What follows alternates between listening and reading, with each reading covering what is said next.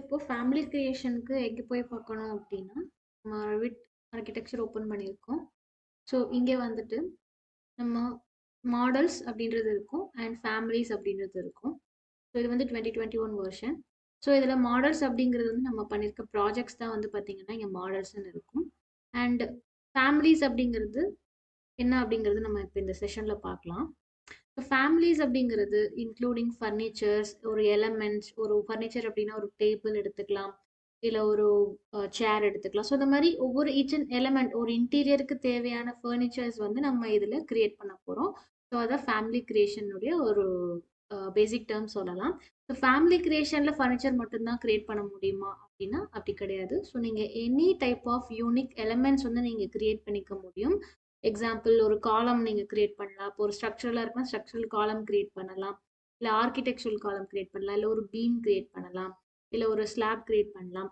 Actually floor ரூஃப்ன்றது தனியாக இருக்கும். இருந்தாலும் இந்த ஃபேமிலி கிரியேஷனில் ஒரு யூனிக் எலமெண்ட் ஒரு யூனிக் மாடலை வந்து நீங்கள் இந்த ஃபேமிலியாக யூஸ் பண்ணிக்க முடியும்.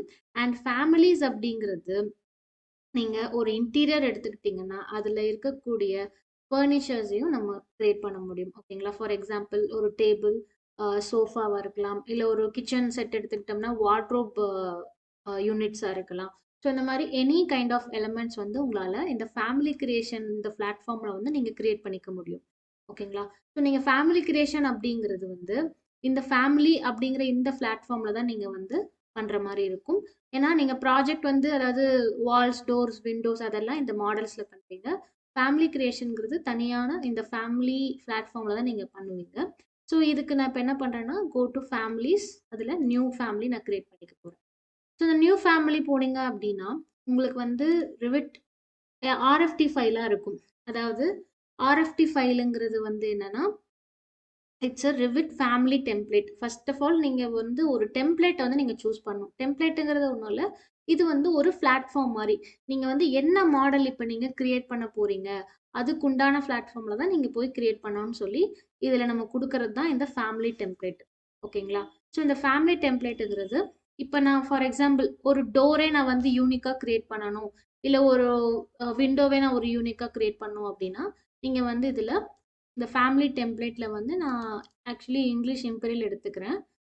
ஸோ இதில் டோர் அப்படிங்கிறது நீங்கள் கொடுக்கலாம். அதாவது நீங்கள் டோர் தான் கிரியேட் பண்ண போகிறீங்கன்னா நீங்கள் வந்து டோருங்கிற டெம்ப்ளேட் நீங்கள் சூஸ் பண்ணிக்கலாம்.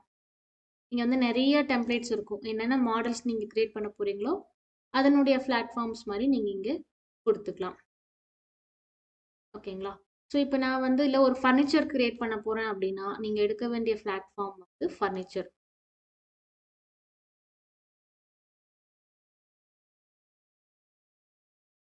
ஃபர்னிச்சர். ஓகேங்களா? ஸோ ஃபர்னிச்சர் இருக்கும், ஃபர்னிச்சர் சிஸ்டம் இருக்கும், ஃபர்னிச்சர் இருக்கும். அண்ட் நிறைய லைட்டிங் லேம்ப் கிரியேட் பண்ண போகிறீங்கன்னா லேம்ப்பு, லைட்டிங், இந்த மாதிரி ceiling based lights, wall based lights, இந்த மாதிரி நிறைய இருக்கும். ஸோ இப்போ நம்ம வந்து ஒரு door first of all create பண்ணலாம். அதுக்கப்புறம் நம்ம அடுத்தடுத்த செஷனில் ஃபர்னிச்சர்ஸ் கிரியேட் பண்ணுறதை பற்றியும் நம்ம பார்க்கலாம். இப்போ வந்து நான் டோர் கிரியேட் பண்ண போகிறேன். ஸோ அதனால் நான் என்ன பண்ணிக்கிறேன்னா வந்து டோருங்கிற டெம்ப்ளேட்டை எடுத்துக்கிறேன். டோர். ஓகேங்களா? ஸோ டோர் வந்து ஓப்பன் கொடுத்து இப்போ டோர் டெம்ப்ளேட்டை நீங்கள் ஓப்பன் பண்ண உடனே உங்களுக்கு வந்து லோட் ஆகி ஓப்பன் ஆகும். ஸோ இதில் இந்த பிளாட்ஃபார்மில் நீங்கள் டோருங்கிற டெம்ப்ளேட் எடுத்தீங்கன்னா உங்களால் டோர் மட்டும் தான் கிரியேட் பண்ண முடியும். ஓகேங்களா? ஸோ நீங்கள் டோர் எடுத்துட்டு விண்டோ கிரியேட் பண்ண முடியாது, ஏன்னா நம்ம எடுத்துருக்கிறதே வந்து டோருக்கான டெம்ப்ளேட். இப்போ இந்த டெம்ப்ளேட் வந்தாச்சு. இப்போ நம்ம ஃபேமிலி கிரியேஷனுக்குள்ளே இருக்கும். இப்போ இங்கே பார்த்தீங்கன்னா ஃபேமிலி 1 அப்படின்றது இருக்கும். இங்கே வந்து எக்ஸ்ட்ரூஷன், பிளெண்டு, ரிவால்வ், ஸ்வீப்னு சொல்லிட்டு மாடல் கிரியேஷனுக்கு உண்டான கிரியேட்டிங் டூல்ஸ் இருக்கும். சாலிட் டூல்ஸ், ஒயிட் டூல்ஸ் இருக்கும். அண்ட் இப்போ நம்ம இங்கே இருக்கிறது பார்த்தீங்கன்னா இட்ஸ் அ லெவல் 1. ஐ மீன் இங்கே பார்த்தீங்கன்னா லெவல் 1 இருக்காது, லெவல் 2 இருக்காது. இங்கே வந்து இது வந்து ஒரு எலமெண்ட் அப்படிங்கிறதுனால இங்கே வந்து floor plan, ceiling plan and 3D views and exterior, interior இப்படி தான் இருக்கும். ஓகேங்களா? ஸோ இப்போ நம்ம இதில் எதை வச்சு கிரியேட் பண்ணுறது, ஐ மீன் இப்போ நம்ம எங்கே போய் எதுலேருந்து ஸ்டார்ட் அப் பண்ணுறதுன்னா நீங்கள் வந்து லைக் எக்ஸ்டீரியர்லேருந்தும் ஸ்டார்ட் அப் பண்ணலாம், இல்லை ஃப்ளோர் பிளான்லேருந்தும் ஸ்டார்ட் அப் பண்ணலாம். ஓகேங்களா? ஸோ இப்போ நான் வந்து ஒரு ஃப்ளோர் பிளான்லேருந்து ஸ்டார்ட் பண்ணுறேன் அப்படின்னா ஓகே, நான் டாப்பில் பார்த்தீங்கன்னா ஒன்று இன்டீரியர் ஒன்று எக்ஸ்டீரியர் இருக்கும். EQ அப்படின்னா equal level and frame projection frame projection exterior, frame projection interior. அந்த டோருக்கு வெளியே வர அந்த ஃப்ரேம் ப்ரொஜெக்ஷன் இங்கே பை டிஃபால்ட்டாக இருக்கும். ஸோ இது வந்து நம்ம இதை நீங்கள் எடிட் பண்ண தேவையில்ல. சப்போஸ் நீங்கள் எடிட் பண்ணணும் அப்படின்னா நீங்கள் வந்து எடிட் பண்ணிக்கலாம். ஜஸ்ட் நீங்கள் செலக்ட் பண்ணீங்கன்னா எடிட் கொடுத்துக்கலாம். இப்போ இதே நான் ஜஸ்ட் செலக்ட் பண்ண, இது பை டிஃபால்ட்டாக இருக்கிறத எடிட் பண்ணணும் அப்படின்னா நீங்கள் ஜஸ்ட் அன்லாக் பண்ணிட்டீங்கன்னா இங்கே எடிட் பண்ணிக்கலாம். நான் 5 feet கொடுத்தேன்னா 5 feet சைஸ் மாறிடும். அதாவது இது வந்து பார்த்தீங்கன்னா பை டிஃபால்ட்டாக இருக்கக்கூடியது. இதை நான் டெக்ஸ்ட் டெலிட் பண்ணிக்கிறேன். 3Dயில் பார்த்தீங்கன்னா உங்களுக்கு ஃப்ரேமுடைய இந்த ஆக்சுவல் வந்து உங்களுக்கு இருக்கும். இன்னும் நான் டோர் கிரியேட் பண்ணல, ஜஸ்ட் நான் ஒரு ஃப்ரேமை தான் எடிட் பண்ணியிருக்கேன். இப்போ நான் இதில் வந்து இப்போ ஒரு டோர் நான் கிரியேட் பண்ணுறேன். ஓகேங்களா? ஸோ டோர் கிரியேட் பண்ணுறதுக்கு நீங்கள் என்ன டூல் எடுக்கலாம் அப்படின்னா நீங்கள் கிரியேட் டூல் வந்துட்டு இதில் எக்ஸ்ட்ரூஷன் எடுத்துக்கலாம். ஸோ எக்ஸ்ட்ரூஷன் எடுத்துட்டு நான் டாப் வியூவில் ஒரு ரெக்டாங்கிள் டூல் எடுத்து நான் ஜஸ்ட்டு ட்ரா பண்ணிக்கிறேன். நான் ஒரு சென்டர்லேருந்து நான் ஜஸ்ட் ஒரு ரெஃபரன்ஸ்க்காக இப்படி வச்சுக்கிறேன். பட் எனக்கு டோரோட திக்னஸ் வந்து எனக்கு எக்ஸாக்டாக ஒரு சென்டர் தான் வேணும்னா அப்படியே மூவ் பண்ணிக்கோங்க.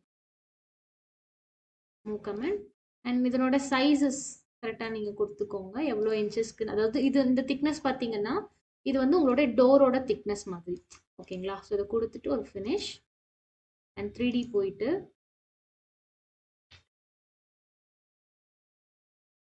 வந்திருக்கு இல்லைங்களா? ஸோ இதனுடைய ஹைட்டு, இந்த ஹைட் வந்து நம்ம டோருக்கு 7 feet கொடுப்போம். அண்ட் இதனுடைய எலிவேஷனில் போய் பார்த்தீங்கன்னாலும் உங்களுக்கு தெரியும். ஸோ 7 feet வேணுன்னா இங்கே நீங்கள் எக்ஸ்ட்ரூஷன் எண்டு வந்து 7 அப்படின்னு நீங்கள் கொடுத்துக்கலாம். இப்படி வந்துடும். ஓகேங்களா? ஸோ இப்போது டோரோட ஜஸ்ட் ஒரு சிங்கிள் ஒரு ஃப்ரேம், சாலிடான ஒரு ஃப்ரேம் மட்டும் வந்திருக்கு. இப்போ இதுக்கு ஒரு ஹேண்டில் மாதிரி கிரியேட் பண்ணணும். ஓகேங்களா? ஸோ ஹேண்டில் மாதிரி கிரியேட் பண்ணணும் அப்படின்னா நான் என்ன பண்ணுறேன், எக்ஸ்டீரியர் போய்க்கிறேன். நான் வந்து ஒரு ஹேண்டில் கொடுக்குறதுக்கு சேம் எக்ஸ்ட்ரூஷன் டூலே நான் எடுத்துக்கிறேன். எக்ஸ்ட்ரூஷன் கொடுத்து ஜஸ்ட் நான் ஒரு சிம்பிள் ஒரு சும்மா ஒரு ரெஃபரன்ஸ்க்காக நான் வந்து இப்படி ஒரு எக்ஸ்ட்ரூஷன் போடுறேன் அண்ட் ஒரு ஃபினிஷ். அண்ட் டாப் வியூ போயிட்டு செக் பண்ணுங்க. ஏன்னா நம்ம வந்து ரெண்டு சைடும் இருக்கணும் இல்லையா? ஹேண்டில் வந்து டுவோர்ட்ஸ் உங்களுக்கு ரெண்டு பக்கமும் இருக்கணும். இது இன்னும் நீங்கள் நல்லா ஒரு ஃபைன் டியூனாக கூட நீங்கள் வந்து நிறைய க்ரியேட் பண்ணலாம். இப்போ நான் வந்து ஜஸ்ட் ஒரு பேசிக் எக்ஸ்ட்ரூஷன் தான் நான் சொல்லியிருக்கேன். எக்ஸ்ட்ரூஷன் வச்சு எப்படி நீங்கள் அந்த ஒரு டோர் லுக்கு நீங்கள் கொண்டு வரலாம் அப்படின்றது. ஓகேங்களா? ஸோ டோர் வந்து ரெடி ஆயிடுச்சு. இப்போ இதுக்கு மெட்டீரியல்ஸ் நீங்கள் கொடுக்கணும் அப்படின்னா செலக்ட் பண்ணிவிட்டு மெட்டீரியல் ப்ராப்பர்ட்டிஸில் இருக்கும், இதில் போயிட்டு நான் create new material, right click, rename. நான் ஒரு மெட்டீரியல் நேம் கொடுத்துக்கிறேன். அப்பியரன்ஸ், அசெட் ப்ரௌசர் ஓப்பன் பண்ணிவிட்டு நான் அப்பியரன்ஸில் போயிட்டு நான் ஒரு வுட் மெட்டீரியல் கொடுக்குறேன். டபுள் கிளிக் பண்ணிட்டீங்கன்னா ஆட் ஆன் ஆகிடும் மெட்டீரியல். Just apply.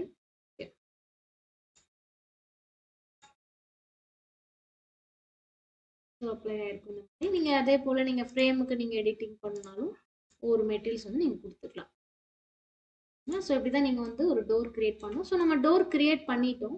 இப்போ இதை வந்து சேவ் பண்ணணும் இல்லையா? ஸோ நம்ம வந்து பர்மனெண்ட்டாக, ஏன்னா நம்ம இதே டோரை வந்து நம்ம இன்னும் அடுத்தடுத்த ஃபைலுக்கும் நம்ம யூஸ் பண்ண போகிறோம் அப்படின்னா நம்ம வந்து ஃபர்ஸ்ட் ஆஃப் ஆல் சேவ் பண்ணணும். நார்மலி நீங்கள் சேவ்ன்றது நீங்கள் கொடுக்கலாம், இல்லாட்டி ஃபைல் போயிட்டு சேவாஸ் கொடுக்கலாம். இங்கே சேவாஸ் கொடுத்தீங்கன்னா உங்களுக்கு ஃபேமிலியாக தான் சேவ் ஆகும். ஏன்னா நம்ம இருக்கிறது வந்து ஃபேமிலி ஃபைல். ஸோ நான் ஃபேமிலின்னு கொடுத்துட்டு இப்போ நான் வந்து இங்கே ஒரு ஃபோல்டரில் சேவ் பண்ணுறேன். இது வந்து நான் D1 ஒரு டோர் சம்திங் நம்ம நேம் கொடுத்து பார்த்தீங்கன்னா நேம் சேவ் பண்ணும்போது RFA ஃபைல் சேவ் ஆகும்.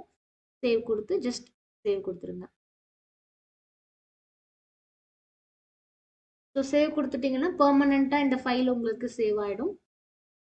அண்ட் இதுக்கு இன்னும் நம்ம அடுத்த விஷயம் பண்ணுறதுக்கு முன்னாடி இன்னொன்று பண்ணணும். அதாவது என்னென்னா, இப்போ நீங்கள் பிளான் வியூவில் பார்த்தீங்கன்னா அந்த டோர் பை டிஃபால்ட்டாக அந்த ஒரு லைன் ஒரு ஆர்க் தெரியும் இல்லைங்களா? டோர் வந்து எந்த பக்கம் ஓப்பன் பண்ணுறோம் அப்படின்னு சொல்லிட்டு. இப்போ நான் வந்து இங்கே ஹேண்டில் வச்சுருக்கேன், அதாவது இந்த இடத்துல ஹேண்டில் வச்சுருக்கேன்.